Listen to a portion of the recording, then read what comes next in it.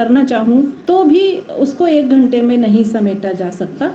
कुल मिलाकर भाषा विज्ञान के विविध पहलुओं पर मैं अपनी बात रखूंगी और भाषा विज्ञान के हर पक्ष को मैं छूने की कोशिश करूंगी, उस पर अपनी बात कहने की कोशिश करूंगी और ये मेरी कोशिश रहेगी अपने व्याख्यान के माध्यम से कि आप भाषा विज्ञान की रूपरेखा को समझें, भाषा विज्ञान को समझें, उसकी परिधि को समझें, उसके क्षेत्र को समझें और उसकी शाखाओं को समझें। क्योंकि सिलेबस में 4-5 यूनिट होती है और हर यूनिट अपने आप में बड़ी ही गहराई और बहुत ही चिंतन मनन और गहराई से बात करने की हमसे मांग करती है।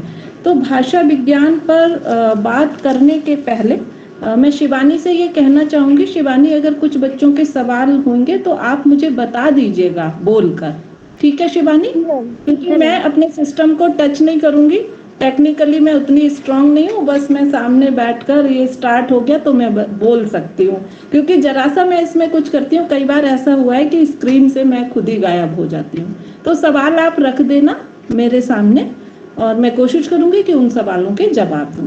तो मैं अपनी बात शुरू करूंगी भाषा से। अगर हम भाषा विज्ञान की बात करेंगे तो सबसे पहले बात हमें भाषा से करनी होगी, क्योंकि थोड़ा सा पीछे जाना होगा। भाषा चूंकि हमारे जीवन का बहुत ही महत्वपूर्ण अंग है, कुल मिलाकर मैं कहूँ हमारे जीवन का दूसरा पक्ष है, हमारे जीवन का दूसरा पहलू है, या हमारे जीवन को संचालित करने की ऐसी शक्ति है जिससे हम कुछ समय के लिए भी दूर हो जाएं तो शायद हम घुटन महसूस करते हैं।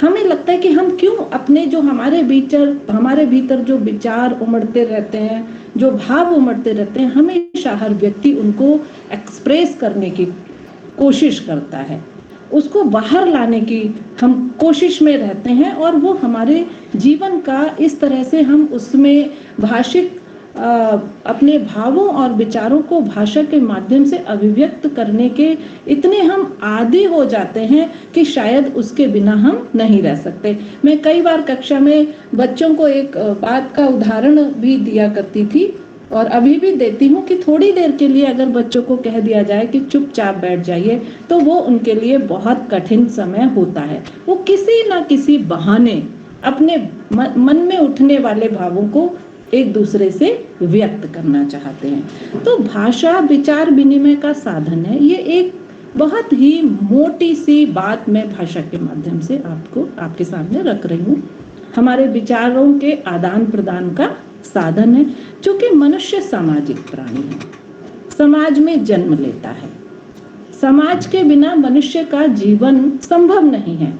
उसी तरह से समाज के बिना भाषा का अस्तित्व भी संभव नहीं। भाषा भी समाज में जन्म लेती है। भाषा की जीवंतता समाज से है, यानी भाषा, समाज और मनुष्य तीनों एक दूसरे से इस तरह से जुड़े हुए हैं कि हम इन तीनों को अलग करके किसी के भी अस्तित्व की कल्पना नहीं कर सकते। अगर समाज नहीं है तो भाषा का अस्तित्व नहीं, मनुष्य नहीं है तो समाज का अस्तित्व नहीं, और समाज नहीं है तो मनुष्य का अस्तित्व नहीं। तो इस दृष्टि से समाज में रहकर हमें अपने भावों, अपने विचारों को अभिव्यक्त करने के लिए भाषा के किसी न किसी रूप की आवश्यकता पड़ती है। अब मैंने रूप शब्द लिया। रूप का मतलब है कि भाषा किसी एक रूप में नहीं होती है। मोटे तौर पर मौखिक भाषा, लिखित भाषा और आंगिक भाषा, तीन। जैसे मैं भी आपके सामने मौखिक रूप से अपने विचारों को अभिव्यक्त कर रही हूँ, साथ ही साथ आंगिक जिसकी तरफ हम ध्यान नहीं देते। लेकिन आप देखिए, अगर मैं सीधे सीधे आपके सामने कोई भी सेंटेंस बोलूं तो शायद आपको सुनने में बहुत ही अजीब लगेगा। मेरा सिर भी हिल रहा है, मेरी आंखें भी, मेरे हाथों से हाथ भी इस समय, गर्दन भी, मतलब पूरा शरीर। जब हम अपने विचारों को अभिव्यक्त करते हैं तो आंगिक भाषा जो है वो लगातार काम करती है। एक तो आंगिक भाषा का ये रूप है। दूसरा, आंगिक भाषा जब मौखिक और लिखित भाषा दोनों ही रूपों का जब हम प्रयोग नहीं करते हैं किन्हीं भी परिस्थितियों में, तब हम आंगिक भाषा के माध्यम से भी अपने विचारों को अभिव्यक्त करते हैं। जैसे कक्षा में विद्यार्थी टीचर क्लास में होती हैं, अटेंडेंस ले रही होती हैं, तो उनको लगता है बोलने से तो मैडम सुन लेंगी, तो वो इशारों से, आंखों से, हाथ दबाकर अपनी बात अपने साथी से कहना चाहते हैं। कई बार तो पर्ची में लिखकर, या टीचर पढ़ा रही है क्लास में तो बच्चे लिख देते हैं, बोलेंगे नहीं लेकिन लिख देते हैं। तो इस तरह से भावों और विचारों को अभिव्यक्त करने के लिए भाषा एक सशक्त, महत्वपूर्ण और आवश्यक साधन है, लेकिन वो एक ही रूप उसका नहीं होता है, कभी लिखित रूप में, कभी मौखिक रूप में और कभी आंगिक। बिहारी का दोहा आप लोगों के सामने है, जहाँ शब्द नहीं है, कोई किताब नहीं है, कोई कॉपी नहीं है, कोई पेन नहीं है, और पूरी की पूरी क्रिया। वो दोहा आपने सुना होगा, भरे भवन में करत है नैना नहीं सोवा, कहत नटत रीजत खिजत, हसत खिलत लजियात, भरे मौन में करत है नैनन। तो वो है आंगिक भाषा। तो कुल मिलाकर भाषा के तीनों रूप जो हैं वो महत्वपूर्ण है, और इसके बिना हम अपने विचारों का आदान प्रदान नहीं कर। अब भाषा, ये भाष शब्द का क्या मतलब है? भाषा मतलब इसका जो, इसमें जो धातु है वो है भाष धातु, और इसका अर्थ होता है व्यक्त करना, इसका अर्थ होता है वाणी, इसका अर्थ होता है बोलना, इसका अर्थ होता है कहना। भाषा को लेकर चूंकि एक इतना विस्तृत इसका ये आयाम है कि इसको शब्दों में एक कोई किसी भी तरह की वैज्ञानिक या किसी भी तरह की परिभाषा में बांधना भाषा को बहुत मुश्किल है। फिर भी मैं 2-3 परिभाषाएं आपके सामने भाषाविदों की रखूंगी, जिससे कि हम उसकी संरचना को, उसकी उत्पत्ति को और उसके जो उसका पूरा एक ताना बाना है उसको हम समझ सकें। कामता प्रसाद गुरु बड़े व्याकरण रहे हैं। उन्होंने भाषा वह साधन है, बहुत ही छोटी सी सिंपल परिभाषा, भाषा वह साधन है जिसके द्वारा मनुष्य अपने विचार दूसरों तक भली भांति प्रकट कर सकता है। एक शब्द है भली भांति, आप अंडरलाइन करिए कि हम प्रकट तो कर सकते हैं, लेकिन भाषा के माध्यम से भली भांति प्रकट कर सकते हैं। अगर हम बोल नहीं पाए, लिख नहीं पाए, तो भी हम अपने विचार, क्योंकि कुछ हमारे बीच में ऐसे भी लोग होते हैं जिनके पास वाणी नहीं होती, जो सुन नहीं सकते, जो बोल नहीं सकते, वे भी अपने विचारों को अभिव्यक्त करते हैं। तो कोई अगर विद्यार्थी के मन में ये आए कि वो लोग कैसे व्यक्त करते हैं, तो वहां पर आंगिक भाषा कार्य करती है और वे अपने विचारों को बिना शब्दों के ही अभिव्यक्त करते हैं। तो एक इन्होंने जो शब्द है, हम अगर परिभाषाओं को देखें तो कोई भी विद्वान ऐसे ही किसी परिभाषा को हमारे सामने नहीं रख देता, उसके पीछे उसका बहुत बड़ा लॉजिक होता है, तर्क होता है, उसका चिंतन होता है और उसकी जानकारी और ज्ञान होता है। उन्होंने लिखा कि भली भांति प्रकट कर सकता है और दूसरों के विचारों को समझ सकता है। यहाँ है समझ, एक होता है ग्रहण करना, एक होता है समझना। देखिए, जब हम भाषा पर बात करेंगे तो हम शब्दों की गहराई को जरूर देखें। अगर शब्द अलग हैं तो उसके अर्थ भी अलग ही अलग होंगे। समझना और ग्रहण करना, इन्होंने शब्द इस्तेमाल किया है समझ सकते हैं भाषा के माध्यम से। तो इसको और ज्यादा विस्तार न देते हुए, बड़े ही समझदार हमारे विद्यार्थी हमारे सामने बैठे हैं, समझ गए होंगे कि कामता प्रसाद गुरु की 2 लाइनों की ये जो परिभाषा है उसमें कितनी गहराई है। दूसरे बड़े भाषाविद, भाषा वैज्ञानिक भोलानाथ तिवारी जी की परिभाषा में, वो भी छोटी सी है, वो उसको जल्दी से फिर मैं और बातें आपके सामने रखूंगी। भाषा उच्चारण अवयवों से उच्चरित, अवयवों मतलब अंग, उच्चरित मूलतः यादृच्छिक ध्वनि प्रतीकों की वह व्यवस्था है जिसके द्वारा किसी भी समाज के लोग आपस में अपने विचारों का आदान प्रदान करते हैं। ये मैं आगे जाकर अपने व्याख्यान में बताऊंगी कि मनुष्य के मुख से भाषा उच्चारण अवयवों से, उच्चारण अवयव जो एक मुख विविर है हमारा, जहां से ध्वनियां निकलती हैं। तो ये विवाद तो नहीं कह सकते, भाषा वैज्ञानिकों ने एक मत से इस बात को जो है स्वीकार किया है कि भाषा विज्ञान के दृष्टि से वे ही ध्वनियां भाषा की श्रेणी में आएंगी जो मनुष्य के मुख से निकली हो। आगे और भी 2-3 परिभाषाएं मैं आपको बताऊंगी, तब और भी स्पष्ट हो पाएगा। जैसे घंटे की आवाज है, चिड़ियों की चहचहाट है, किसी वाहन के आने जाने की आवाज है, ये भाषा की श्रेणी में नहीं आती हैं। और इसका जो भीतरी तर्क मैंने जो अपने अध्यापन और अध्ययन के दौरान जो मैंने महसूस किया वो यही है कि जहाँ अर्थ संप्रेषित नहीं होता, जहाँ अर्थ का संप्रेषण नहीं होता, वहां पर हम उन सबको भाषा की श्रेणी में, उन शब्दों को, उन वाक्यों को भाषा की श्रेणी में नहीं रख सकते, ऐसा भाषाविदों का मानना है। अब चिड़ियां चहचहा रही हैं, हमें नहीं पता कि वो क्या कह रही हैं, इसीलिए कई विदेशी विद्वानों ने भी, जो भारत के बाहर के विद्वान हैं, स्वीट हैं, गुणे हैं, इस तरह के जो विद्वान हैं, उन्होंने मनुष्य के मुख से निकली हुई ध्वनियों को ही भाषा की श्रेणी में रखा। अब यहाँ ध्वनियों की बात है तो भाषा विज्ञान का महत्वपूर्ण और पहला जो पक्ष है वही ध्वनियां हैं, ध्वनियों से ही शुरू होता है। भाषा विज्ञान के क्षेत्र का महत्वपूर्ण बिंदु जिसको मैं कहूँ ध्वनि विज्ञान। तो यहाँ जो ध्वनि शब्द आया है, यहीं से हम जो है देखें कि ये विज्ञान से जुड़ा हुआ मामला है, साइंस से जुड़ा हुआ मामला है। तो कुल मिलाकर हम क्या जाने कि भाषा क्या है। मैक्स मूलर की भी एक परिभाषा हम ले लेते हैं। ये विद्वान है, भाषा पर बहुत सा इनके विचार मैक्स मूलर के हर विषय पर हमें मिलेंगे, चाहे हम सिविक्स पढ़ें, चाहे हम फिजिक्स ये फिलॉसफी पढ़ें। भाषा में भी हम मैक्स मूलर को देखते हैं, सोशियोलॉजी में भी देखते हैं, तो बड़े विद्वान हैं।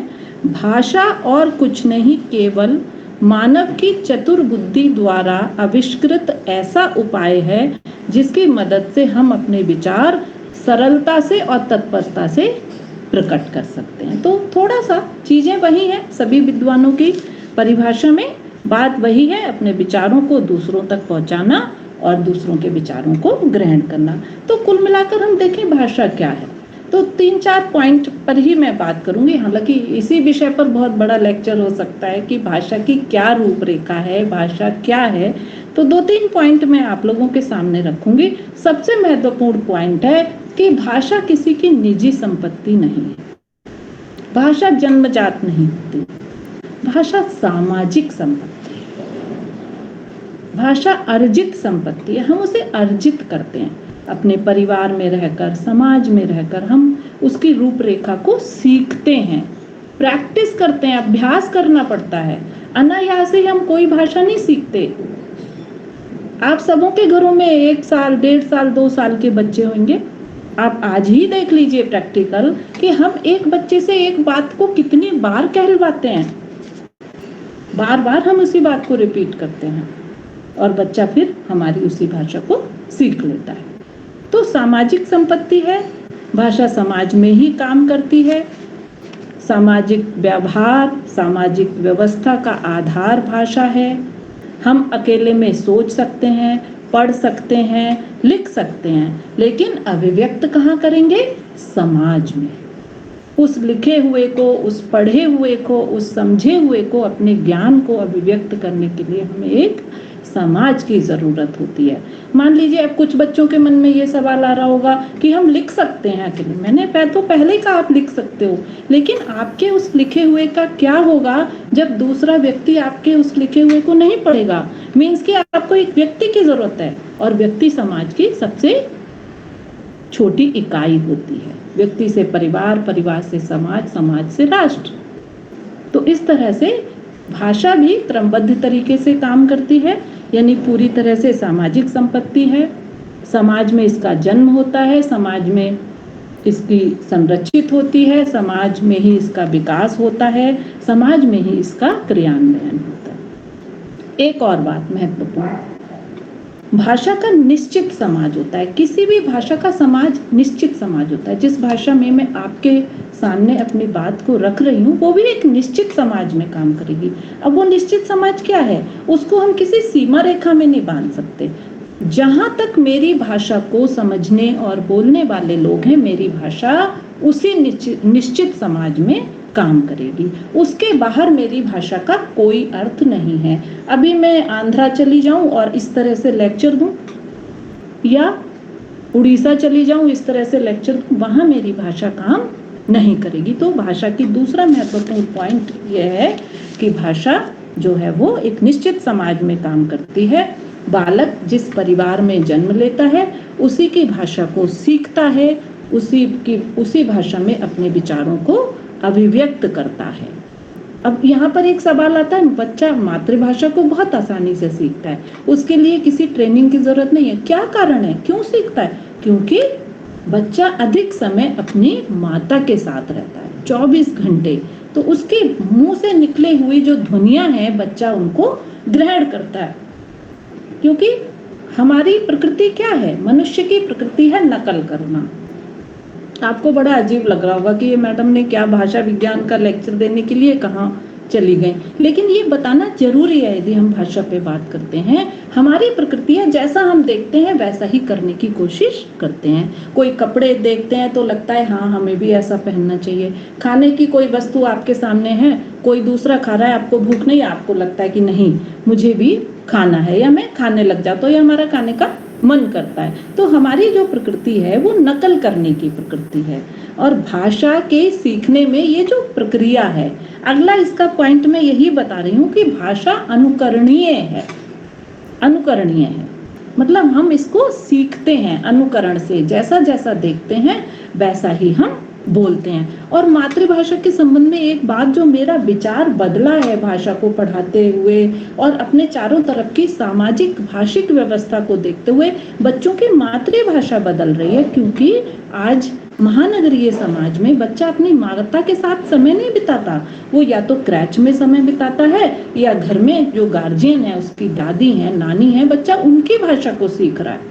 मेरी आंखों के सामने बहुत से उदाहरण ऐसे मैंने देखे हैं 2 साल और 2.5 साल के बच्चों के, कि बच्चा अपनी माता की भाषा को नहीं सीख रहा, दादी की भाषा को सीख रहा है। क्योंकि भाषा अनुकरणीय होती है। भाषा को हम सीखते हैं अपने परिवार में। माता के साथ ज्यादा रहते थे तो मातृभाषा सीखते थे, लेकिन आज ये जो परिभाषा है वो बदल रही है। तो इस तरह से व्यक्तिगत संपत्ति नहीं है, हमारा व्यक्तिगत रूप से कोई भाषा हम जैसी चाहें भाषा गढ़ लें, ये संभव नहीं है। हम बना सकते हैं, हम कोशिश कर सकते हैं नई भाषाओं को गढ़ने की। क्या वो समाज में उनका प्रयोग हो पाएगा? ये असंभव है। कहने का मतलब है कोई ये व्यक्तिगत संपत्ति नहीं है, इसका अलग अलग क्षेत्रों की अलग अलग भाषाएं होती हैं, ये परिवर्तनशील होती है।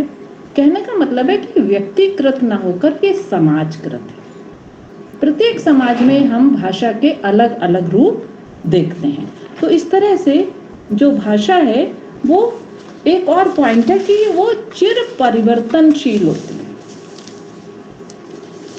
हमारी अपनी भाषा भी बदलती रहती है, चाहे वो लिखित भाषा हो या मौखिक भाषा हो। मेरा तो इतना अनुभव है भाषा को पढ़ाकर और भाषा का अध्ययन करके, मैंने ये देखा है सबसे अधिक प्रभावित यदि हमारी व्यक्तित्व का कोई भी पक्ष होता है तो वो भाषा ही है। हम अपनी वेशभूषा जल्दी से नहीं बदलते, हम अपनी संस्कृति नहीं बदलते, हम अपनी आदतें नहीं बदलते, लेकिन हमारी भाषा बदल जाती है अपने साथी के, चाहे वो हमारी फ्रेंड हो सकती है, हमारे परिवार के लोग हो सकते हैं, हम कहीं दूसरे समाज में जाकर रहें तो वहां पर सबसे अधिक प्रभावित यदि होता है तो वो होती है हमारी भाषा। तो कहने का मतलब है कि भाषा चिर परिवर्तनशील होती है, उसका कोई भी रूप अंतिम नहीं होता, उसमें हमेशा बदलाव संभव है। हमेशा किसी भी भाषा में उसमें बदलाव संभव है। हमारी अपनी भाषा, जो लेखक हैं उनकी किताबें आप देख लीजिए, 5 साल पहले की किताब उठा लीजिए और आज की किताब उठा लीजिए, आप देखिए कि एक लेखक की भाषा में कितना परिवर्तन हुआ। खुद हमारे विद्यार्थी जो बीए प्रथम वर्ष में आते हैं और फिर जब वो तृतीय, मैंने कई बार बच्चों से क्लास में पूछा है, वो खुद इस चीज को कहते हैं कि हाँ स्कूल में हमारी भाषा कुछ और थी, कॉलेज में कुछ और है, मास्टर्स में जाते हैं तो फिर हमारी भाषा का रूप बदल जाता है। तो इस तरह से जो भाषा है वो सार्थक ध्वनि प्रतीकों की व्यवस्था होती है, चिर परिवर्तनशील होती है, और एक लास्ट पॉइंट की वो अपने आप में पूर्ण होती है। किसी भी तरह की कोई भी भाषा है, आप उसमें अपने विचारों का आदान प्रदान बहुत ही आसानी से कर सकते हैं। तो उसके लिए जरूरी नहीं है कि हमें दूसरी भाषा के शब्दों का सहारा लेना ही पड़े। फैशन में ले लें वो अलग बात है, लेकिन हम अपनी भाषा में पूर्ण रूप से अपने को अभिव्यक्त कर सकते हैं। तो कुल मिलाकर भाषा के विषय में ये जो मोटी मोटी बातें थी वो मैंने आपको बताई। 2 शब्द आते हैं भाषा विज्ञान में, अगर बच्चों ने पढ़ा हो, मैं यहीं का यहीं इन 2 शब्दों की भी व्याख्या कर देती हूँ। कई बार बच्चों को समझ में नहीं आता और उनको लगता है कि पता नहीं ये पिजन और क्रियोल कहाँ से आ गए। शिवानी, आपने कभी सुना है क्या पिजन और क्रियोल? सुना है भाषा विज्ञान पढ़ते हुए कभी, या किसी और विद्यार्थी ने कभी सुने हो ये 2 शब्द? ग्रेजुएशन में पढ़ाया गया। जी मैम, ग्रेजुएशन में पढ़ा था, भाषा और समाज तब पढ़ा था। एमए भी लगाया मैम। अच्छा, चलिए ठीक है। तो क्या इसको डिफाइन करने की जरूरत है या मैं आगे बढ़ूं? आगे बढ़िए आगे। चलिए ठीक है, थोड़ा सा इसको समेट दीजिए मैम, सबको नहीं पता हो चलो सकता है। ठीक है। मैं हल्का हल्का दोनों शब्दों, क्योंकि ये ना थोड़े शब्द अलग से होते हैं और ये लगता है कि इस पर भी अलग अलग तरह के विचार हैं और इन पर भी बड़ी लंबी व्याख्या करने की जरूरत है। पिजन पर क्रियोल क्या है ये भाषा, तो कुछ हमारे विद्यार्थी एकदम से घबरा जाते हैं, पता नहीं ये शब्द कहाँ से आ गए और कैसे इनका क्या व्याख्या। भी देखो, कुछ भी नहीं है। पिजन जो है वो एक प्रकार से 2 भाषाओं के मेल से उत्पन्न हुई एक भाषा होती है। उसको भाषा विज्ञान में नाम दे दिया गया पिजन।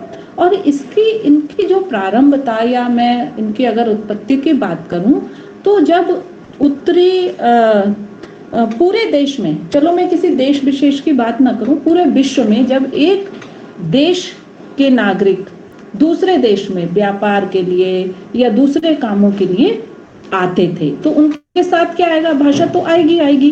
तो वो उनके साथ उनकी भाषा भी आई, व्यापारिक कारणों से या औपनिवेशिक राष्ट्रों में।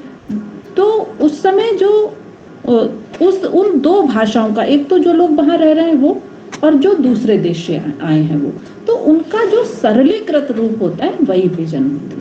जैसे अगर मैं उदाहरण दूं, एक मालिक की भाषा अलग है, एक नौकर की भाषा अलग है, लेकिन नौकर से मालिक अपनी बात को कहने के लिए भाषा के एक सरलीकृत रूप का प्रयोग करेगा। उसमें मिश्रण होगा। किसका मिश्रण होगा? नौकर की भाषा के शब्दों का। तो 2 भाषाओं का मिश्रण, पिजन कुछ भी नहीं है, 2 भाषाओं का मिश्रण है। ये काम चलाऊ भाषा होती है। व्याकरण के नियम बिल्कुल भी यहाँ पर काम नहीं करते हैं, व्याकरण से कोई इसका लेना देना नहीं होता है। तो कुल मिलाकर ये अच्छी बात है। अगर मान लीजिए पिजन जैसी कोई भाषा का रूप ना होता तो विचारों का आदान प्रदान बहुत ही मुश्किल हो जाता। तो ये बहुत ही संक्षिप्त परिभाषा, संक्षिप्त अर्थ मैंने बताया है पिजन का। इसी का अगला जो कदम है वो क्रियोल है। मीन्स कि एक व्यक्ति भारत से गया, अमेरिका में बस गया, ठीक है। 2 भाषाओं, उसके परिवार में जो भाषा का एक स्ट्रक्चर बना, एक संरचना बनी, वो 2 भाषाओं के मेल से बनी। तो जो बच्चों ने अपनी मातृभाषा के रूप में जिस भाषा को अपनाया उसको क्रियोल कहा गया है भाषा विज्ञान में।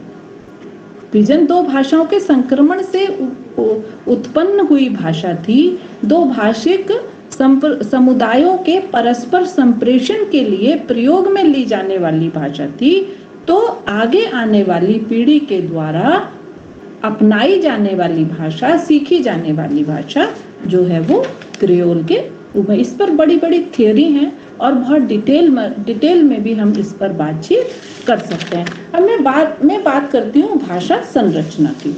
तो भाषा संरचना जो है, जब हमने भाषा के पूरे अभी देखा कि किस तरह से समाज और किस तरह से व्यक्ति और किस तरह से भाषा जो है वो हमारे जीवन का हिस्सा है, तो अगर हम इसकी संरचना की बात करें तो इसके मूल में 4 चीजें हम देखते हैं। भाषा की संरचना के मूल में पहला है ध्वनि। ध्वनि भाषा की सबसे छोटी इकाई। ध्वनि का मतलब क्या? यहाँ वो वाली ध्वनियां नहीं है जो मैं वो अभी अपनी बात को कर रही हूँ। यहाँ ध्वनियों का सीधा संबंध है स्वर और व्यंजन।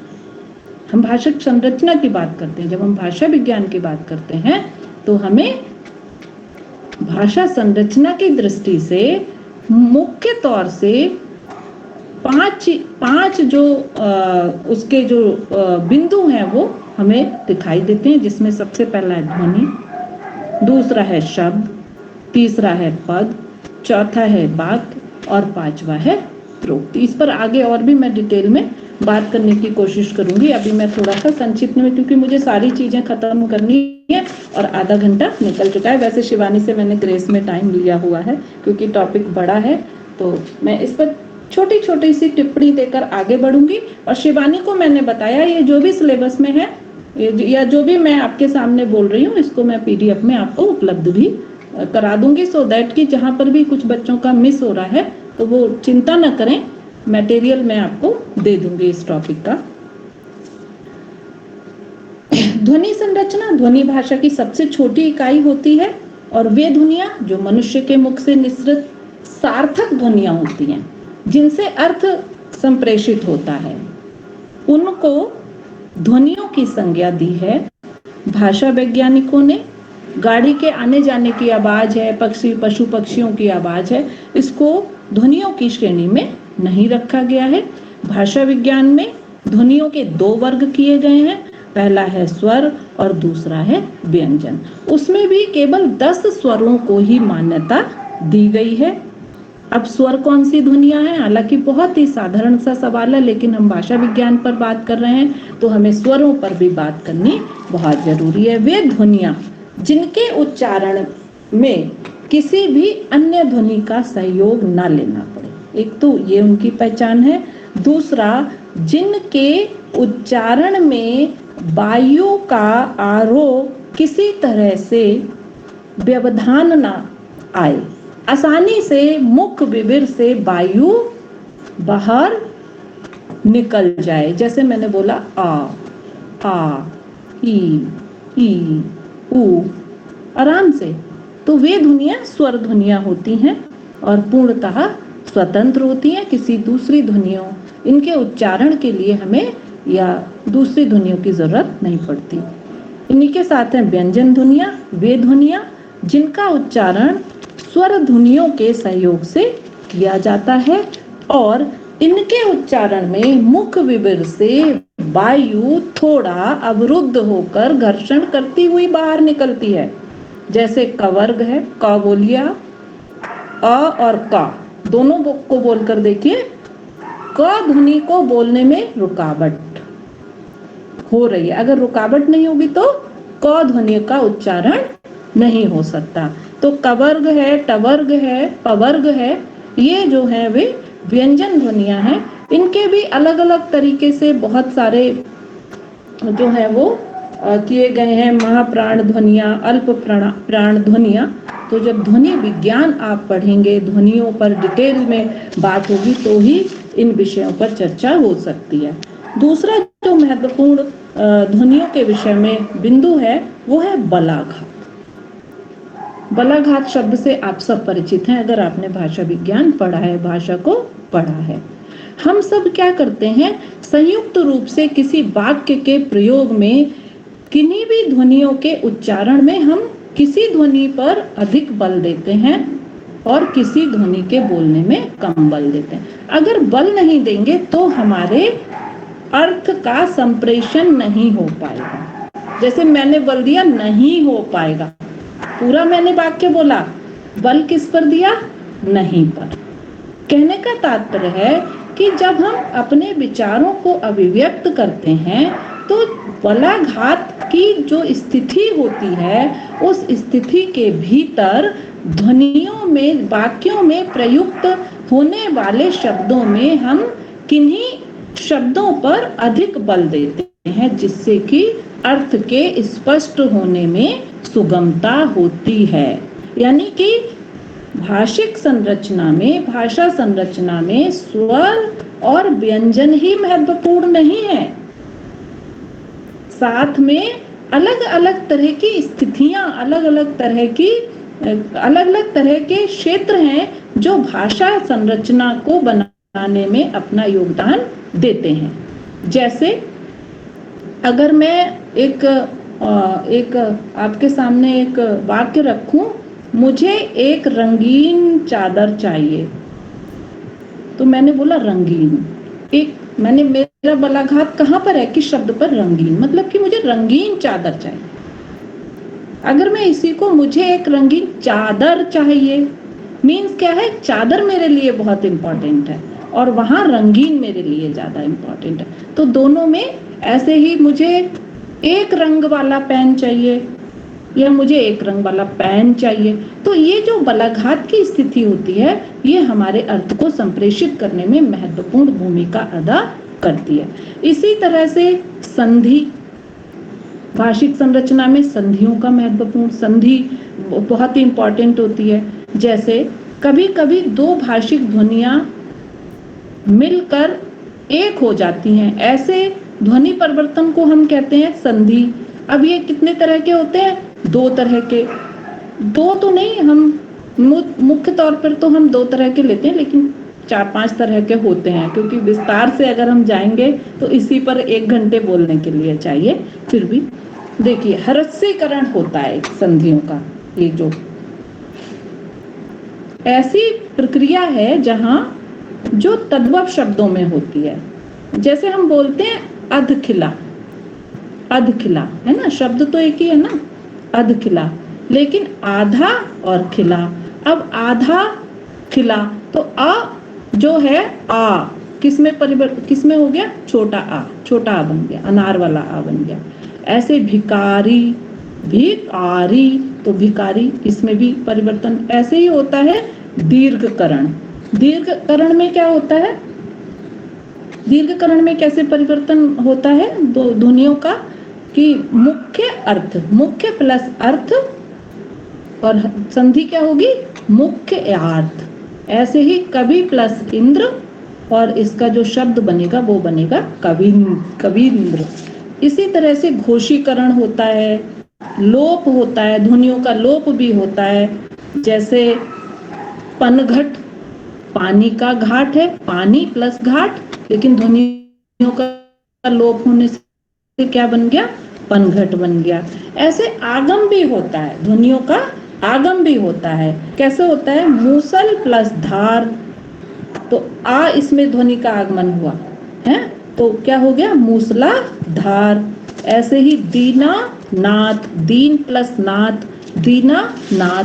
तो इस तरह से जो भाषिक संरचना है उसमें ध्वनियां तो है ही है, ध्वनियां तो मुख्य है ही है भाषिक संरचना में, साथ के साथ जो संधि है, बलाघात है, आरोह अवरोह की जो स्थिति है, संहिता की जो स्थिति है, किस तरह से हम एक ही शब्द में प्रयोग होने वाले, एक ही वाक्य में प्रयोग होने वाले विभिन्न शब्दों की संहिता बिठाते हैं, जिससे कि अर्थ स्पष्ट होता है। अब एक मैं कई बार एक उसका उदाहरण देती हूँ। मैंने पत्थर से पेड़ को सींचा, तो व्याकरण की दृष्टि से तो ये जो वाक्य है वो बिल्कुल ठीक है, लेकिन संहिता नहीं है, इसमें तारतम्य नहीं है शब्दों का। पत्थर से क्या, व्याकरण की दृष्टि से तो ठीक है, लेकिन भाषा संरचना की दृष्टि से ये वाक्य ठीक नहीं है।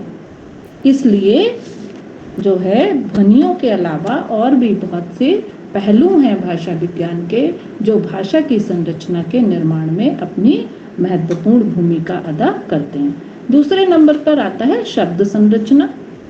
भाषा की लघुतम, स्वतंत्र और सार्थक इकाई शब्द कहलाती है, जो दो या दो से अधिक ध्वनियों के मेल से बनती है। एक मोटी मोटी सी परिभाषा आप सब ने पढ़ी होगी। अब इसका अध्ययन हम कैसे करते हैं? उपसर्ग, प्रत्यय, समास के रूप में हम समास, अगर हम शब्दों की संरचना पर बात करेंगे तो उपसर्ग, प्रत्यय और समास जो है वो उन पर हमें बातचीत करनी होगी। भाषा की वह इकाई जो शब्द के पूर्व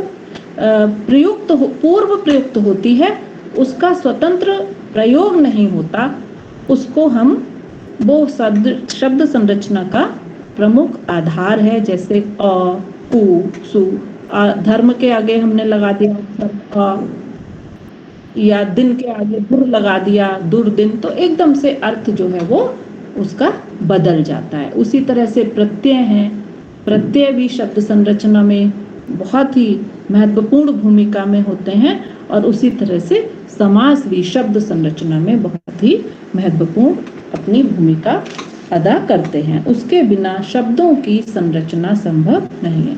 इसी के अगला जो इसका इसी क्रम में हम पद संरचना को ले सकते हैं। शब्द और पद दोनों अलग अलग चीजें हैं, दोनों की रूपरेखा एक ही होती है, लेकिन भाषा विज्ञान की दृष्टि से दोनों के अर्थ और दोनों की महत्ता बिल्कुल अलग है। वह शब्द जो वाक्य के निर्माणार्थ निर्धारित व्याकरणिक क्षमता को प्राप्त कर लेता है, उसे पद की संज्ञा दी जाती है। एक जगह पर मैंने पढ़ा था, पद मतलब पैर। जब शब्दों के पैर लग जाते हैं, यानी वो चलने लगते हैं, तब वो पद की श्रेणी में आ जाते हैं। मतलब जब कोई भी शब्द किसी वाक्य में प्रयुक्त होकर उस वाक्य के दूसरे शब्दों के साथ मिलकर एक अलग अर्थ प्रकट करता है, तब वो पद की श्रेणी में आ जाता है। तो इस तरह से इसका जो अध्ययन है पद संरचना का, वो हम संज्ञा, सर्वनाम, क्रिया और विभिन्न तरह की भाषिक इकाइयों के रूप में करते हैं, कारक चिन्हों के रूप में करते हैं, क्रियापद के रूप में करते हैं और संयुक्त क्रियापद के रूप में हम करते हैं। अगला जो पॉइंट है वो आता है वाक्य संरचना। अब जो वाक्य क्या है? वाक्य संरचना भाषा की सबसे महत्वपूर्ण, सार्थक और स्वतंत्र इकाई है। भाषा वैज्ञानिकों ने सबसे सशक्त इकाई को, भाषा की सबसे सशक्त इकाई वाक्य माना है। देखिए, ध्वनियां हैं, अलग अलग ध्वनियां हैं, उनका कई बार अर्थ, जब वो ध्वनियों का मेल होगा, कोई शब्द बनेगा सार्थक, तभी उसका अर्थ स्पष्ट होगा। ऐसे ही शब्द हैं, शब्दों का अर्थ तभी स्पष्ट होगा जब वे एक ध्वनियों के माध्यम से वो एक विशेष रूप में प्रकट होंगे और एक विशेष अर्थ को प्रकट करेंगे। लेकिन जो वाक्य है, वाक्य के भीतर उन्हीं शब्दों को स्थान दिया जाता है जो सार्थक होते हैं, और एक 3-4 तरह के शब्द हैं, अलग अलग लिखे हुए हैं, जब वे एक वाक्य में प्रयुक्त हो जाते हैं, एक जैसे माला में मोती पिरो लिए जाते हैं, तो माला सुंदर एक माला का रूप ले लेते हैं वो मोती। उसी तरह से वाक्य भी भाषिक संरचना में उतनी ही मजबूत स्थिति में होते हैं। अगला जो इसका वो होता है, वो होती है प्रोक्ति संरचना, जिसको कि महावाक्य कह सकते हैं हम। प्रोक्ति अलग अलग तरह के वाक्यों का संगम, सार्थक वाक्यों का संगम, ये भाषा की बेहद महत्वपूर्ण इकाई होती है। और ध्वनि भाषा की लघुतम इकाई है, तो प्रोक्ति को हम महत्तम इकाई के रूप में जानते हैं। पूर्ण अभिव्यक्ति करने वाली इकाई होती है। वाक्य के द्वारा प्रोक्ति के समक्ष जो है वो वाक्यों के माध्यम से हमारी जो अभिव्यक्ति की क्षमता हमारे भीतर है, उसमें प्रोक्ति महत्वपूर्ण होती है। जैसे एक लड़का है या एक बच्ची है, मैं बोलूं शिवानी अच्छी बच्ची है, निशा अच्छी लड़की है, वो MA प्रथम वर्ष की विद्यार्थी है, वो बहुत मेहनत से पढ़ती है, तो ये अलग अलग हैं। अगर मैंने इसी संबंध में, निशा एक बहुत अच्छी और समझदार लड़की है, वो MA की विद्यार्थी है, तो इनको मैंने क्या किया, सारे वाक्यों को एक जगह पर इकट्ठा कर दिया। यही जो भाषा संरचना का ये जो आधार है, ये जो इकाई है, उसी को हम प्रोक्ति कहते हैं। आचार्य विश्वनाथ जी ने साहित्य दर्पण में इसे, साहित्य दर्पण में जो महाकाव्य की कल्पना की है, उन्होंने लिखा है, एक थोड़ा सा मैं आप लोगों को बताना चाहूंगी। उन्होंने लिखा है वाक्योच्च महावाक्यम, यानी वाक्यों की उच्च उत प्लस च एक दूसरे के ऊपर सटा हुआ रूप महाकाव्य है। इसी प्रकार विभिन्न वाक्यों के, इसको आप अंडरलाइन कर सकते हैं, उसी प्रकार विभिन्न वाक्यों के एक दूसरे के ऊपर का जो रूप है वो महावाक्य है। इस प्रकार वाक्य से कहीं विस्तृत अर्थ और संरचना का ज्ञान होता है। किसके भीतर? महावाक्य के द्वारा, यानी प्रोक्ति के द्वारा। तो आचार्य विश्वनाथ ने इसको महावाक्य की संज्ञा दी है। बहुत से भाषाविदों ने प्रोक्ति को लेकर अपने अपने विचार व्यक्त किए हैं। डॉक्टर रामचंद्र वर्मा ने इसको वाक्य बंद कहा है। जैसे पद के बाद पदबंध है, उसी प्रकार वाक्यों का बंद, एक तरह से कई सारे वाक्यों की उपस्थिति। तो उन्होंने एक नया शब्द इसके लिए दिया है, पदबंध। इसके विषय में भी हमें कहीं कहीं बहुत सी चीजें पढ़ने को मिलती हैं। रामचंद्र वर्मा की परिभाषा भी मैंने यहाँ पर आप लोगों के सामने मैं बता देती हूँ। अर्थ की दृष्टि से परिपूर्ण वाक्यों की सुसंबद्ध इकाई का नाम प्रोक्ति होता है। तो प्रोक्ति को लेकर उन्होंने इस तरह से अपने विचारों को व्यक्त किया है। अगला जो पॉइंट है वो है अर्थ संरचना। मैं भाषा संरचना की बात कर रही हूँ कि भाषा संरचना में वे कौन कौन सी इकाइयां हैं जिनके माध्यम से हम भाषा का एक जो रूप है, हमारे सामने जो रूप है वो प्रकट होता है, हम उसको ग्रहण करते हैं, हम उसको समझते हैं और उसके माध्यम से अपने विचारों का आदान प्रदान करते हैं। अब ध्वनि, शब्द, पद, वाक्य भाषा की शारीरिक इकाइयां हैं। शारीरिक, ये सब इकाइयां हैं। जैसे किसी भवन के निर्माण में ईंट की जरूरत पड़ती है, लोहे की जरूरत पड़ती है, और किसकी जरूरत पड़ती है? सीमेंट की जरूरत पड़ती है, रेत की, ईंटों की, सारी चीजों की। तो एक भवन का तो निर्माण हो गया, लेकिन उसमें रहता कोई नहीं है। तो मेरा विचार ये है कि जो विभिन्न तरह की इकाइयां हैं वे भाषा की शारीरिक इकाइयां हैं, लेकिन अर्थ उसकी आत्मा है, जिसको कि हम अर्थ संरचना के रूप में जानते हैं।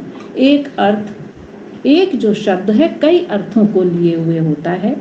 हम हमेशा अर्थ, अगर आपने अर्थ विज्ञान का अध्ययन किया होगा, और अर्थ विज्ञान पर मैं आगे बातचीत करूंगी, तो मैं ये आपको बताने की कोशिश करूंगी कि किस तरह से शब्दों के अर्थ बदलते हैं, और प्रत्येक शब्द हर परिस्थिति में एक ही शब्द अपने अनेक अनेक रूपों को प्रस्तुत करता है। परिस्थितियों के अनुसार शब्दों के अर्थ बदलते रहते हैं। मुख्य तौर से तो तीन ही अर्थ हम देखते हैं किसी शब्द के। एक होता है मुख्य अर्थ, दूसरा होता है लक्ष्य अर्थ, और तीसरा होता है व्यंजनार्थ। तो ये क्या होता है? मुख्य अर्थ सीधा सीधा सा, कि ये पानी है, ये चाय है, ये किताब है, ये कॉपी है, किसी भी शब्द का सीधा अर्थ। लक्ष्यार्थ वो होता है जब किसी को लक्ष्य कर जो कोई भी बात कही जाती है, जैसे वो तो गाय है, वो तो शेर है। उसी तरह से एक व्यंग्यार्थ होता है जिसमें कि बात को सीधी तरीके से ना कहकर, लेकिन होता ये भी बहुत ही महत्वपूर्ण है। आप देखिए कि जो व्यंग्यार्थ है अगर ना हो तो शायद साहित्य सृजन करना बहुत मुश्किल हो जाए, काव्य सृजन करना बहुत मुश्किल हो जाए। तो ये भाषिक संरचना को मोटे तौर पर मैंने आपके सामने रखा है। मैं थोड़ी सी बातें भाषा विज्ञान की परिभाषा और उसको लेकर कर लेती हूँ। मुझे लग रहा होगा कि बच्चे बोर नहीं हो रहे होंगे और मेरी बात को समझ रहे होंगे। मैं प्रायः ऐसे ही विषय को पढ़ाती हूँ, या तो निबंध या भाषा विज्ञान, और अपने विद्यार्थियों से हमेशा ये कहती हूँ कि विषय, कोई भी विषय नीरस नहीं होता है। हमारे भीतर वो बात होनी चाहिए कि हम कैसे उसको ठीक तरीके से समझें। भाषा विज्ञान एक गंभीर विषय है और उसको समझने के लिए हमें बेहद गंभीर होना पड़ता है, क्योंकि हम यहाँ पर विभिन्न तरह के सिद्धांतों, विभिन्न तरह के विद्वानों की परिभाषाएं, किसने क्या कहा है, इन सब चीजों का अध्ययन करते हैं। हमारी मर्जी इसमें नहीं चल सकती कि हम किसी भी बात को लेकर, किसी भी इकाई को लेकर अपने मन से कुछ भी कह दें, लिख दें, ऐसा नहीं हो सकता। तो भाषा विज्ञान क्या है, इस पर मैं थोड़ी सी बातचीत कर लेती हूँ। अभी मैंने भाषा की संरचना पर बातचीत की, जो कि भाषा विज्ञान का महत्वपूर्ण पक्ष है।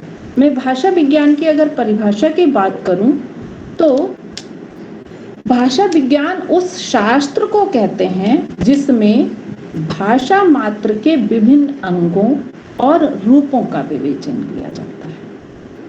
मनुष्य किस प्रकार बोलता है, उसकी बोली का विकास कैसे होता है, उसकी भाषा कैसे परिवर्तित होती है, वह किस समय और किस परिस्थिति में किस तरह की भाषा का प्रयोग करता है, कैसे भाषा, एक ही भाषा के जो शब्द हैं वो विभिन्न परिस्थितियों में अलग अलग अर्थों को अभिव्यक्त करते हैं, कैसे एक भाषा दूसरी भाषा के साथ मिलकर एक अलग रूप धारण कर लेती है, इन सब विषयों से संबंध रखने वाला जो विज्ञान है वो उसको हम भाषा विज्ञान के रूप में जानते हैं।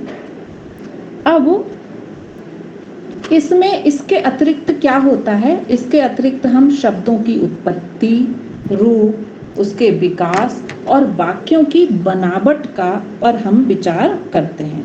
कुल मिलाकर जो है वो भाषा विज्ञान की सहायता से हम किसी भी भाषा का वैज्ञानिक दृष्टि से अध्ययन कर सकते हैं, विवेचन कर सकते हैं और अनुशीलन करना हम सीखते हैं। इसकी शुरुआत कहाँ से हुई, कहाँ से ये शब्द आ गया? पहले तो नहीं था। जहाँ तक मैंने पढ़ा है, कई बार एक किताब है डॉक्टर श्याम सुंदर दास की किताब है, मेरे विद्यार्थियों ने भी वो मेरे पास देखी भी है और कई बच्चों ने उससे लेकर काम भी किया है। उस किताब का नाम ही है भाषा विज्ञान। सबसे पहले 44 में प्रथम संस्करण उसका आया है, 1944 में। उसके बाद उसके कई संस्करण आते रहे। तो उसमें भी उन्होंने उसमें उसकी भूमिका में उन्होंने बताया है कि प्रारंभ में भाषा का अध्ययन ऐसे नहीं होता था जिस तरह से आज किसी भाषा का अध्ययन किया जाता है। प्रारंभ में भाषा विज्ञान जैसी कोई भी चीज नहीं थी। भाषा का अध्ययन केवल एक साहित्य पढ़ने के दौरान, संस्कृत साहित्य पढ़ें, अंग्रेजी साहित्य पढ़ें या हम हिंदी साहित्य पढ़ें या किसी अन्य भाषा का साहित्य पढ़ें, उसके दौरान हम भाषा के व्याकरण, उसके शब्दों, ध्वनियों, वाक्यों से परिचित हो जाया करते थे। ठीक है बच्चों, मैं बुक भेज दूंगी आपको। बुक की चिंता मत करो, मटेरियल की चिंता मत करो। अभी मेरी बात सुनो ध्यान से। अगर बोर हो रहे हो तो एक एक कप चाय पी लो। अभी मुझे ना अभी और बातें भी कहनी है, बहुत संक्षिप्त में बता रही हूँ मैं। शिवानी ऐसा ही है ना? जी मैम। तो भेज दूंगी मैं, मटेरियल की चिंता मत करो। अभी सुन तो लो, जब आपने बुलाया है तो ओवर कर दूं लेक्चर?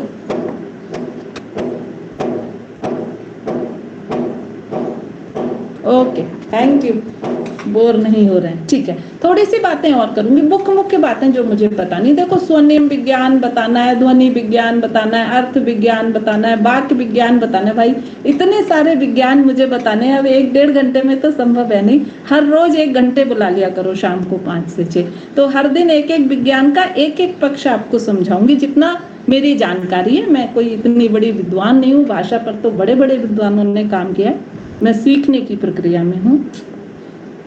तो अधिकांश जो आधुनिक विद्वानों के भांति भाषा विज्ञान का संबंध भी जिस तरह से हम मानते हैं ना, संस्कृत रूप में आरंभ हुआ और ये भी पाश्चात्य देशों में ही हुआ।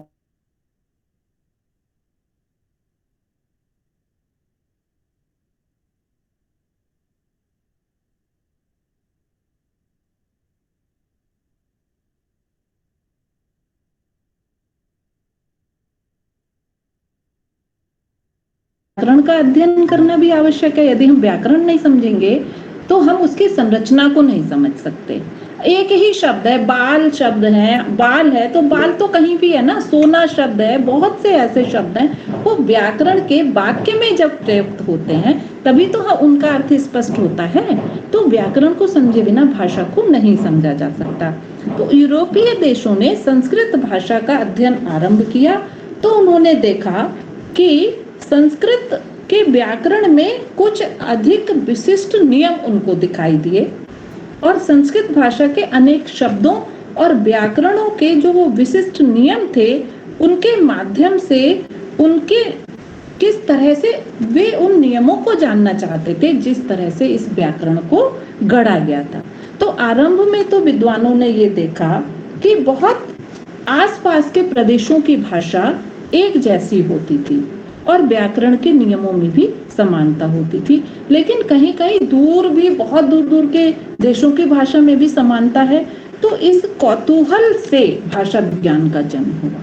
ये जो कौतूहल पाश्चात्य देशों में ये पैदा हुआ कि किस तरह से, चलिए पास पास के जो प्रदेश उनकी भाषा तो एक जैसी है, उनका व्याकरण भी एक जैसा, लेकिन दूर की भाषा एक जैसी क्यों है? तो इस कौतूहल ने भाषा को जन्म दिया। जैसे मिथिला और बांग्ला दोनों की शब्दावली में आपको समानता दिखाई देगी, और द्रविड़ भाषाएं तो आपस में सारी ही मिलती जुलती हैं, और पंजाब, सिंध और राजपूतानी की भाषा, उसी तरह से छत्तीसगढ़ी अवधी भाषा। अगर हम दूसरी विदेशी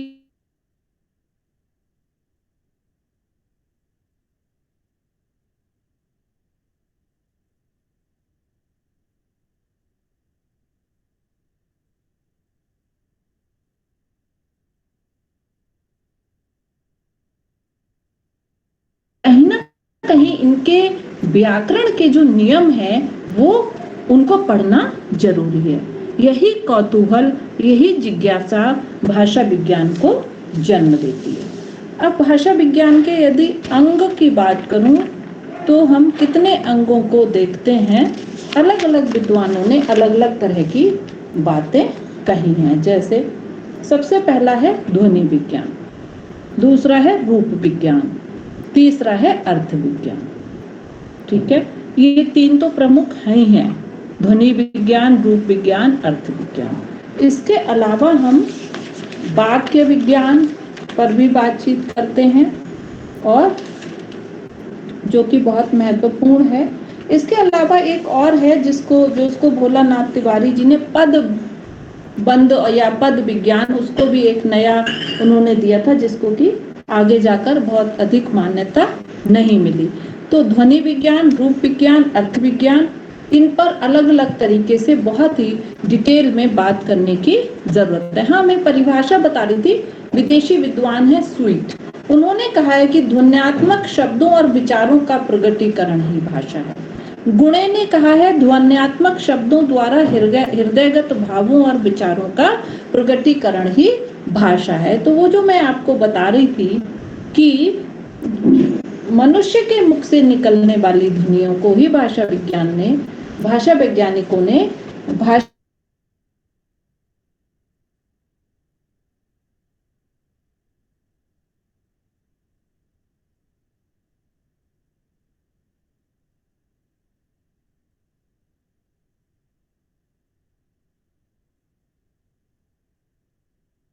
चाहूं तो अगले 1 घंटे में आपको इन सब चीजों को बहुत ही विस्तार से समझा सकती हूँ, स्वनिम विज्ञान को। इसीलिए मैंने पूरी संरचना, स्ट्रक्चर, छोटे छोटे एक जो बीज है, ये केवल बीज वक्तव्य है बच्चों आज का। आज तो बीजारोपण हुआ है, अभी इसमें थोड़े से अंकुर फूटने हैं, पौधा बनना है और फिर फल। तो उसके लिए तो बहुत सारे लेक्चर की जरूरत होगी। अगर आपको मुझसे भाषा विज्ञान समझना है, आप उसको ये भी समझ सकते हैं कि मेरी गति धीमी है या मैं विस्तार से समझाना चाहती हूँ। मुझे लगता है किसी भी विषय को हमें गहराई से समझने के लिए थोड़ा समय चाहिए और गहराई से विचार विमर्श करना चाहिए। आपकी बातें भी मुझ तक पहुँचे, मेरा जो विचार है वो आप तक पहुँचे। तो अलग अलग तरीके से बच्चों, स्वनिम विज्ञान पर अलग बात हो, ध्वनि विज्ञान पर अलग बात हो, ये सब मैंने करके रखा है। वाक्य विज्ञान पर अलग बात हो और अर्थ विज्ञान पर अलग बात हो। तो ये है, मैं मटेरियल आपको प्रोवाइड करा दूंगी। लेकिन अब जो है, क्या लिखा एक बच्चे ने, मैं समझ नहीं पाई। शिवानी, आप मुझे पढ़ के बता सकते हो? लिखा मैम, क्लास लीजिए लिखा। अच्छा, ओमवीर सर नमस्कार। अच्छा, आप भी हैं ओमवीर जी? अच्छा। हाँ शिवानी, आगे का मुझे बताइए कि क्या करना है। स्वनिम पढ़ना है, स्वनिम के ऊपर बातचीत करनी है।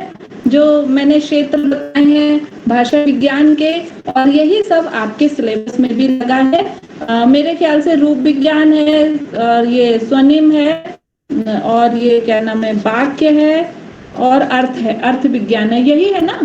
तो अलग से किसी दिन लेक्चर रखना है, आज ही करना है? आज तो 1 घंटे से ज्यादा का समय हो गया। वैसे मैंने शिवानी को पहले ही बोल दिया था कि 1 घंटे में तो मेरा आधा ही लेक्चर हो पाएगा, पूरा नहीं हो पाएगा। तो बताएं। मैम समेट लेते हैं अभी, क्योंकि फिर प्रश्न भी आएंगे बीच बीच में, तो फिर उसमें भी टाइम लगेगा। तो प्रश्न ले लो बच्चों से, अभी तक जो बच्चों ने मुझसे किया है प्रश्न ले लो। तब तक मैं स्वनिम को शुरू करती हूँ आज, जो कि बहुत ही महत्वपूर्ण भाषा विज्ञान का क्षेत्र है। स्वनिम, जैसा कि इसका ये शब्द है स्वनिम। तो इसमें जो पहला इसमें जो स्वन है, जो हम अलग स्वनिम, तो स्वन है, इसमें एक छोटा सा शब्द है स्वन। स्वनिम कोई हवा नहीं है, कोई पहाड़ नहीं है। एकदम बच्चे घबरा जाते हैं। अभी क्या थे, हाँ मेरे ही एमए सेकंड सेमेस्टर के बच्चे हैं, तो उन्होंने कहा कि मैडम हम स्वनिम पढ़ेंगे। हमने कहा ठीक है पढ़ लेंगे। तो देखो सब चीज को आसानी से देखो, बिल्कुल आसान तरीके से देखना है, क्योंकि मैं अभी आप लोगों को क्या करना है, समझना है भाषा विज्ञान को। विद्वान नहीं, रिसर्च नहीं कर रहे हो ना आप लोग अभी, पीएचडी और एमफिल उसमें उसने क्या कहा, उसने क्या कहा, उसने क्या कहा, वो हम पढ़ेंगे समझेंगे, लेकिन हमें समझना है स्वनिम है क्या। स्वनिम विज्ञान एक चीज है आपके सिलेबस में, तो क्या है ये जो है बहुत ही महत्वपूर्ण है भाषा विज्ञान का। जिन क्षेत्रों का हम अध्ययन करते हैं, तो स्वनिम बहुत ही महत्वपूर्ण स्थान रखता है। इसकी जो विश्लेषण है वो प्रस्तुत किया है, 2 विद्वानों का नाम लिख लीजिए अगर इन अलग से भी आपको स्वनिम पे कुछ पढ़ना हो। एक है ब्लूमफील्ड और एक है जो विद्वान है पाइक। इनकी किताबें पढ़ें भाषा विज्ञान को, हालांकि अंग्रेजी में होगी, हिंदी वर्जन भी जाएगा, तो वहाँ इन स्वनिम की व्याख्या स्वनिम में आगे का 2 भागों में बांटते या नहीं भी बांटे। स्वन है, स्वन का मतलब है ध्वनि, स्वन का मतलब है ध्वनि, लेकिन प्रत्येक ध्वनि स्वन नहीं है। वही बात जो मैंने पहले कही थी, भाषा विज्ञान की दृष्टि से हम पढ़ रहे हैं ना, तो प्रत्येक ध्वनि स्वन नहीं है। स्वन में मनुष्य के वाक यंत्र, अब वाक यंत्र क्या है, ये गले से लेकर दांत, तालु, जीभ, होठ। आप देखिए होठ में चोट लग जाए, छाला हो जाए, आप बोल नहीं सकते। जीभ में कट लग जाए, आप बोल नहीं सकते। गले में दर्द हो, ध्वनि का उच्चारण नहीं हो सकता। तो वाक्य यंत्र से निकली हुई ध्वनियों को ही स्थान मिलता है, किसमें, स्वनिम विज्ञान में। बांसुरी की आवाज स्वनिम नहीं है, बांसुरी की आवाज नहीं है, ढोल नगाड़ों की आवाज नहीं है। मनुष्य के मुख से निकली हुई ध्वनियां, हंसना रोना स्वनिम स्वन नहीं है, हंसना रोना स्वन नहीं है। भाषा विज्ञान में स्वन से तात्पर्य मानव मुख से निसृत वह ध्वनि जो भाषा तंत्र का अंग बनती है, भाषा तंत्र का अंग बनती है। वस्तुतः स्वन मानव मुख से उत्पन्न होने वाली वह ध्वनि है जो भाषा में प्रयोग के योग्य होती है और भाषा में प्रयुक्त होने पर शब्द और अर्थ को सिद्ध करती है। आप देखिए अर्थ एक नया शब्द, इससे पहले मैंने अर्थ की बात नहीं की, अब मैंने अर्थ की बात की। वे स्वन, वे ध्वनियां जो मनुष्य के मुख से निकली हुई होती हैं, जो हमारे वाक्य यंत्र के माध्यम से प्रकट होती हैं, वे ध्वनियां जब अर्थ को ध्वनित करती हैं, अर्थवान हो जाती हैं, तब वे स्वनिम की श्रेणी में आ जाते हैं, तब हम उनको स्वनिम की संज्ञा देते हैं। स्वनिम किसी भी भाषा की मूलभूत इकाई होती है। बहुत सी परिभाषाएं, एक परिभाषा डैनियल जोन्स की मैं आपको बताती हूँ। किसी भाषा में स्वनिम संबंधित गुण में ध्वनियों का परिवार होता है जिसका कोई सदस्य किसी शब्द में इस प्रकार आता है कि उसी प्रकार के ध्वन्यात्मक संदर्भ में उसका कोई दूसरा सदस्य नहीं आ सकता। सदस्य हैं, अब उन्होंने वाक्य को एक परिवार बना दिया और शब्द क्या है, उस परिवार के सदस्य हैं। तो वे ध्वनियां जो वे सदस्य, अगर मैं भी सदस्य कहूं तो वे इस रूप में उस वाक्य रूपी परिवार में प्रवेश करते हैं कि उनका स्थान दूसरी ध्वनि नहीं ले सकती। अगर आप दूसरी ध्वनि का प्रयोग करेंगे तो अर्थ क्या होगा, बदल जाएगा। बहुत ही पुराना सेंटेंस है, आपको फिर हंसी आएगी, राम घर जाता है। मैंने एक बार ये संकल्प लिया था कि अब से ये सेंटेंस हमें क्लास में नहीं बोलना है, कुछ स्मार्ट सा बोलना है ना। लेकिन चलो मैं इसलिए ले लेती हूँ कि पुरानी यादें हमारे अध्यापकों की ताजा हो जाती हैं। तो अगर मैंने कहा राम घर जाता है, अगर राम की जगह श्याम कर दिया और घर की जगह दुकान कर दिया, क्या होगा, बदल गया अर्थ। श्याम घर जाता है, तब राम घर नहीं जाता, श्याम घर जाता। कहने का तात्पर्य है कि यहाँ जब वाक्य में शब्द उसी रूप में प्रयुक्त होते हैं, उनकी जगह कोई दूसरा हम नहीं कर सकते, दूसरे शब्द का प्रयोग हम नहीं कर सकते, तो वो जो होते हैं स्वनिम। स्वनिम का ये परिभाषा मेरे ख्याल से अर्थ और परिभाषा आपको समझ आ गई होगी। ये दो इसके रूप होते हैं, एक होता है खंडीय स्वनिम, जिसको कि हम क्या कर सकते हैं, पृथक पृथक इकाई के रूप में इसका विश्लेषण किया जा सकता है, और स्वतंत्र रूप में जो है इसका उच्चारण हो सकता है। हाँ, ले लो प्रश्न, ले लो बच्चों से। हाँ ठीक है, प्रश्न ले लो। और इसके बाद देखो अर्थ विज्ञान, वाक्य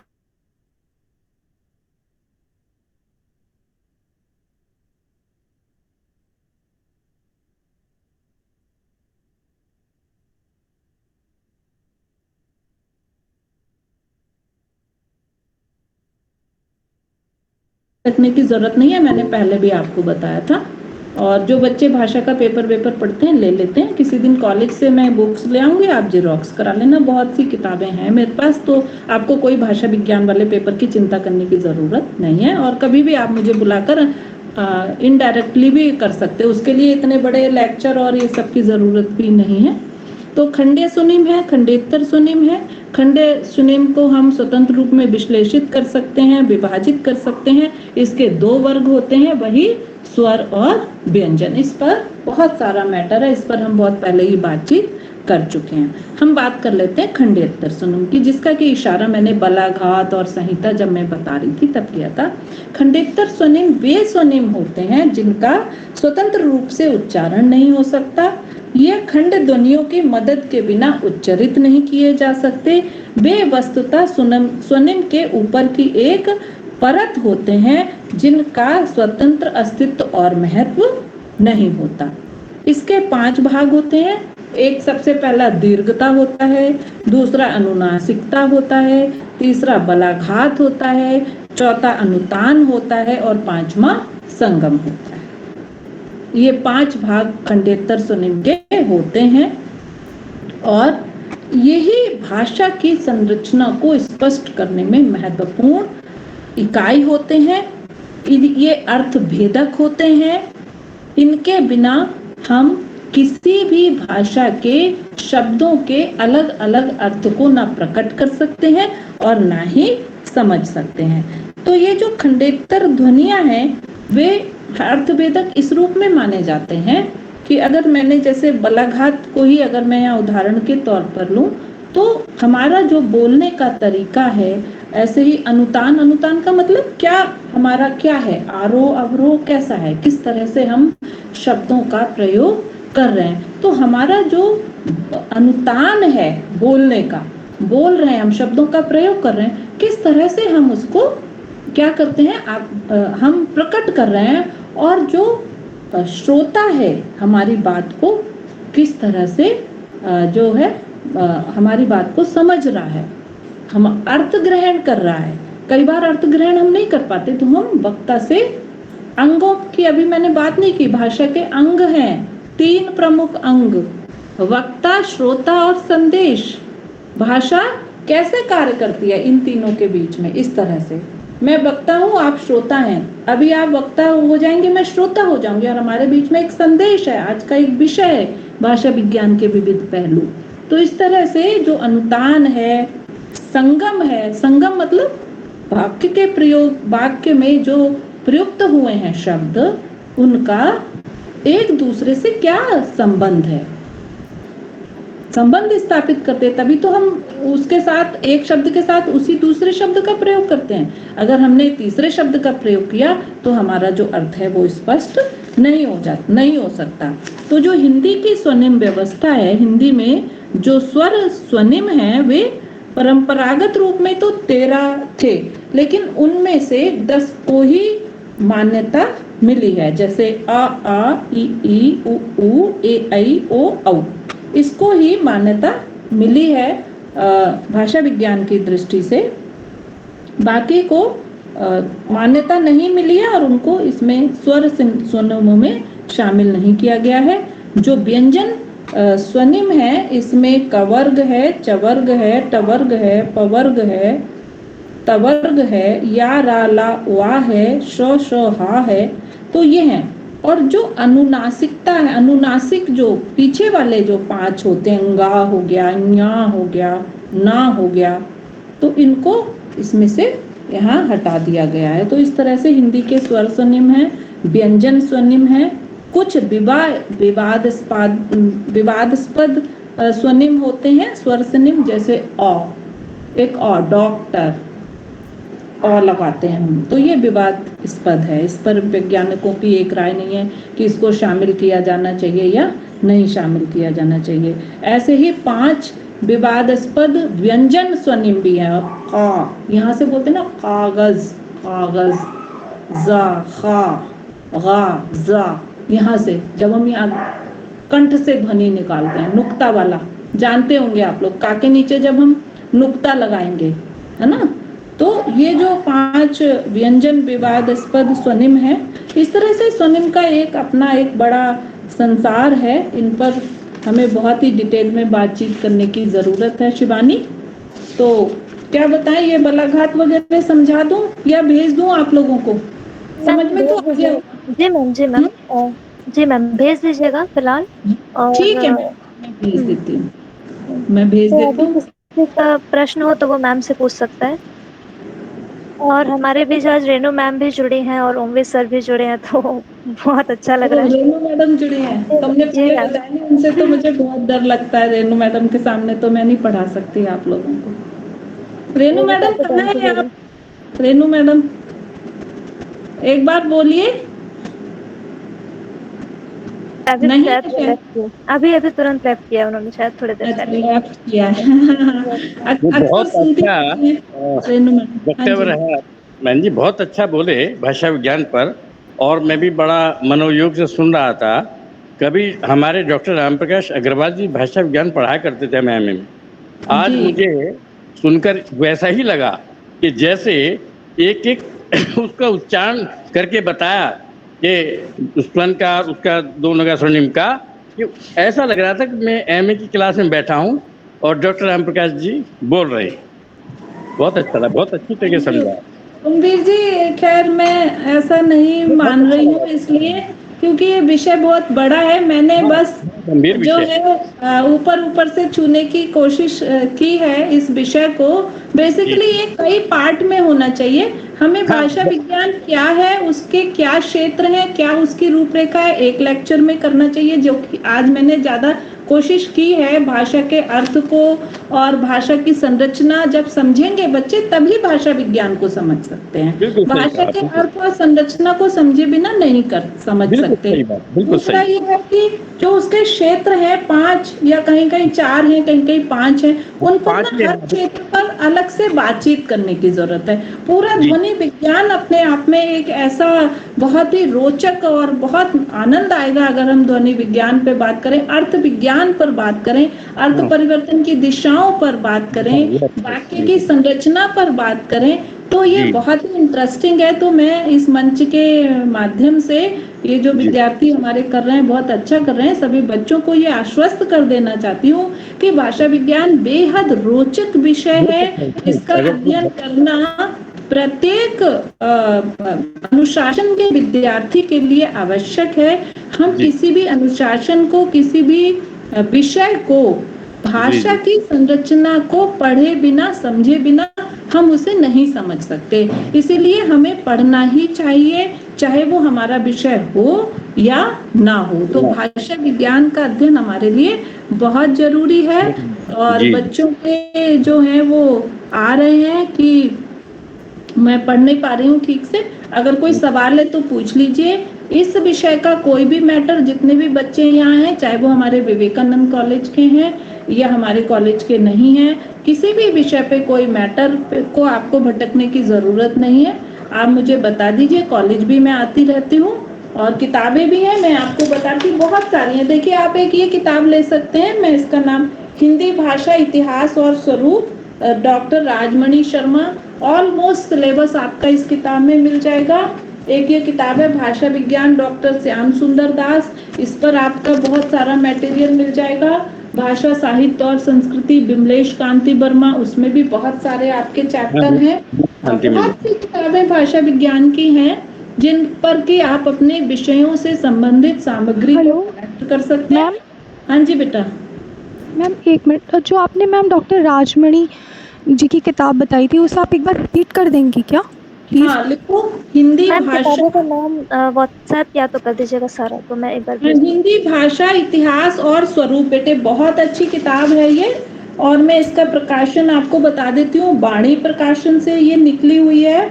और रेट तो इसका मेरे ख्याल से बहुत पहले की है, तो इस पे तो कुछ 95 या कितना पड़ा है, लेकिन ये मैंने बहुत पहले परचेज की थी। और इसका जवाब, ठीक है बेटा, किस कॉलेज से हुआ आद्या? मैम मैं लेडी श्री राम कॉलेज से हूँ। हाँ, फिर भी आपको अगर इस किताब कहीं आपको उपलब्ध ना हो तो आप शिवानी से संपर्क कर लीजिएगा, तो शिवानी के माध्यम से आपको मिल जाए, मैं ये इसका जिरोक्स वगैरह उपलब्ध करा दूंगी। बहुत अच्छा मटेरियल आपको इसमें मिलेगा। और भोलानाथ तिवारी की बुक्स तो मैं हमेशा ही बोलती हूँ कि भाषा विज्ञान आपको पढ़ना है तो आप, वो तो एक हमारा ऐसा ग्रंथ है, उसको बाईपास करके, वो लाइब्रेरी की बुक है, वो मेरी अपनी नहीं है, मैं लाइब्रेरी से ही ले लेती हूँ और वहीं पर जमा कर देती हूँ। तो कुल मिलाकर एक ऊपरी एक स्ट्रक्चर मैंने आपको भाषा विज्ञान का यहाँ समझाया है, उसके क्षेत्रों को टच भी नहीं किया है। हर क्षेत्र पे अलग से हमें, जैसे हम अभी स्वनिम की बातचीत कर रहे थे, अभी हम स्वनिम की बातचीत कर रहे थे, तो मैंने अभी बताया आपको इसमें संस्वन और स्वनिम में क्या अंतर होता है ये, और ये जो खंडेतर स्वनिम है, बलाघात क्या है, अनुतान, संहिता, इनकी अलग अलग, अनुनासिकता, इसकी अलग अलग डेफिनेशंस हैं, जिनको कि हमें डेफिनेशंस के साथ पढ़ना है और उस डेफिनेशन को समझना है। क्योंकि भाषा विज्ञान एक ऐसा विषय है जहां हम अपनी मर्जी नहीं चला सकते। व्याकरण, भाषा विज्ञान, आप अपनी मर्जी से व्याख्या नहीं कर सकते। हाँ, आपने स्वीट की डेफिनेशन, बाबूराम सक्सेना की डेफिनेशन, कांता प्रसाद गुरु की डेफिनेशन आप लिखेंगे शब्दों में, उसके बाद आप उसकी व्याख्या कर सकते हैं। लेकिन व्याख्या कैसे करेंगे? ऊल जलूल नहीं कर सकते, कुछ भी नहीं कह सकते कि बाबूराम सक्सेना ने ये कहा या भोलानाथ तिवारी ने ये कहा। किशोरीदास वाजपेयी की बड़ी अच्छी अच्छी सी परिभाषाएं हैं, तो आप क्या करेंगे? उसको अपनी मर्जी से नहीं, जो उस परिभाषा में आपने समझा है। कहने का मतलब है ये गहन अध्ययन का विषय है, लेकिन रोचक विषय है। जब आप इसको पढ़ेंगे, समझेंगे, बड़े अच्छे अच्छे उदाहरण होते हैं, और प्रैक्टिकल करेंगे, प्रैक्टिकल देखेंगे आपकी, जैसे मैं कह रही हूँ कि सामाजिक संपत्ति है, तो आप देखिए, इसका अध्ययन करिए कैसे सामाजिक संपत्ति अर्जित है। आप देखिए परिवर्तनशील है, पूर्ण है, उसका कोई अंतिम रूप नहीं होता। तो मैंने तो कहा कि अंतिम रूप नहीं था, अब आप ढूंढिए ना कैसे अंतिम रूप नहीं होता। तो इसको प्रैक्टिकल करके पढ़ना है। प्रैक्टिकल करके पढ़ेंगे बहुत आनंद आएगा। हमारे बहुत से विद्यार्थी यहाँ पर हैं, उन्होंने मेरे से व्याकरण पढ़ा होगा या भाषा विज्ञान पढ़ा होगा कहीं पर भी, तो कहीं ना कहीं उनको याद होगा। तो ये रोचक तरीके से पढ़िए, बोझिल बिल्कुल मत मानिए कि ये बोझिल है और समझ में नहीं आ रहा है। उसको प्यार प्यार से आप पढ़िए, एक एक लाइन को पढ़िए, परिभाषाओं को जरूर पढ़िए, परिभाषाओं का अध्ययन करिए, देखिए क्या लिखा है, तो आप उस विषय को बहुत ही आसानी से समझ सकते हैं। तो कुल मिलाकर भाषा विज्ञान का मैंने 5% आज कवर किया है, 95% और इस पर बातचीत करने की जरूरत है। शिवानी। जी मैम, थैंक यू मैम। तो फिलहाल बहुत धन्यवाद मैम आपका। तो अब मैं अपने सहपाठी आदर्श को आमंत्रित करूंगी कि वो आए और धन्यवाद ज्ञापन के लिए के साथ वो कार्यक्रम समापन की ओर ले जाएं। आदर्श। नमस्कार सभी को, आवाज आ रही है मेरी? सभी को नमस्कार। आज की साहित्य श्रृंखला की 8वीं कड़ी से जुड़ने के लिए आप सभी का आभार। सबसे पहले तो हम अनंत आभार व्यक्त करते हैं डॉक्टर सरोज कुमारी मैम का, जिन्होंने अपने व्यस्ततम समय में से अमूल्य समय निकालकर अपने व्याख्यान से हम सभी को लाभान्वित एवं प्रेरित किया। मैम, आपने बहुत ही सहज, सुगढ़ एवं रोचक ढंग से विषय को हमारे समक्ष प्रस्तुत किया और हमें आशा है कि आगे आने वाले समय में जब भी हमें आपके मार्गदर्शन की आवश्यकता होगी तो आप सहयोग जरूर करेंगी। यहाँ उपस्थित सभी श्रोतागणों का हम हार्दिक आभार व्यक्त करते हैं कि उन्होंने धैर्यपूर्वक और ध्यान से इस व्याख्यान को सुना और सफल बनाया। आगे होने वाली कड़ियों में भी आप सभी इसी तन्मयता एवं रोचकता के साथ रहेंगे। इसी आशा के साथ इस व्याख्यान के समापन की घोषणा की जाती है। बहुत आभार आदर्श, और सभी बच्चों को ढेर सारा प्यार, ढेर सारा आशीर्वाद और ढेर सारी शुभकामनाएं आपके एग्जाम के लिए। कहीं पर भी आपको मेरी ज़रूरत है, हमेशा से मैं उपलब्ध हूँ। किसी भी तरह के मटेरियल की ज़रूरत है, शिवानी को आप कह दीजिए, और नहीं कुछ ऐसी व्यवस्था हो पाएगी तो भी किया जा सकता है। और इतना आपके सिलेबस में है, मुझे लगता है वो मटेरियल मेरे पास उपलब्ध है। और नहीं होगा, विवेकानंद की लाइब्रेरी आप लोगों के लिए खुली हुई है।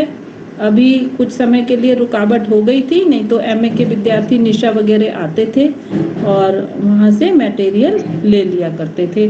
तो ये कोई ऐसा विषय नहीं है, कोई चिंता करने की ज़रूरत नहीं है। और ख़ासतौर से इस सिलेबस को लेकर तो आप लोगों को बिल्कुल चिंता करने की ज़रूरत नहीं है। कभी भी मेरी ज़रूरत है। लाइब्रेरी खुल रही है क्या? लाइब्रेरी अभी स्टूडेंट्स के लिए नहीं खुल रही है, संभवतः अगले महीने से सैटरडे में या महीने में 2 बार बच्चे जा सकते थे। हमारे यहाँ एमए के बच्चे जा रहे थे, तो नहीं भी खुली है, कोई बात नहीं। भाषा विज्ञान से को लेकर कोई भी किसी भी तरह के मैटर की आपको ज़रूरत है, मैं शिवानी के माध्यम से, निशा के माध्यम से, गीता हैं हमारे स्टूडेंट अभी, इनके माध्यम से आप लोगों को उपलब्ध करा दूंगी। उसके लिए कोई भी चिंता करने की ज़रूरत नहीं। ठीक है मैम, धन्यवाद मैम।